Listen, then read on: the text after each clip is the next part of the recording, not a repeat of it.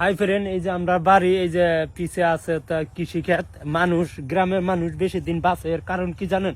Fresh fresh খাবার খায় আর সার মুক্ত জিনিস খাবার খায়। এই যে দেখেন টমেটো ক্ষেত করছি, এই যে ফুল আইতাছে, ওগুলো ফুল আইতাছে। তারপর এই যে মাঝে মাঝে মূলাও আছে দেখা যাইতেছে না।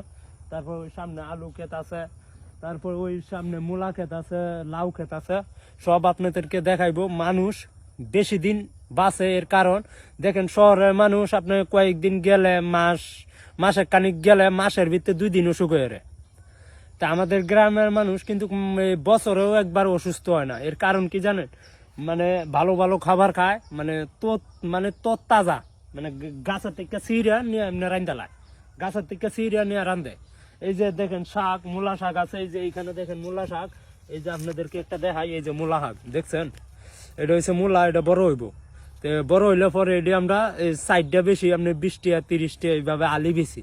আমাদের গ্রামে আলি বেছে, আপনার শহর অঞ্চলেও তো মনে হয় কেজি ভাই বেছে শহরও। তো আমাদের গ্রামে আলি বেছে তো 4টা 20 টাকা, 4টা 10 টাকা এইভাবে। এটা হচ্ছে মূলা শাক। তো এই যে আপনারা দেখতেই পাচ্ছেন, আমরা মানে সবকিছু তাজা তাজা জিনিস খাই, এর জন্য আমাদের অসুখ বালাইটা কম এবং মানুষ বাঁচে বেশি দিন। আরেকটু আসবো, এই যে দেখেন, এটা আপনার 15 দিন কি 1 মাস পরে আপনার এটা, আর 15 দিন পরে এটা মধ্যে লাউ ধরবো। লাউটা আপনারা দেখা এমনি, এটা তো সমস্যা নাই। তো এই যে দেখতেই পাচ্ছেন, ওই জায়গায় আছে ডাঙ্গা ক্ষেত, ওই জায়গায় কচু ক্ষেত, এই যে আছে। তারপর সামনে সিমুর ক্ষেত, এই যে দেখতেই পাচ্ছেন, এটা হচ্ছে সিমুর ক্ষেত। মানে বিভিন্ন ধরনের আমরা সবজি চাষ করি।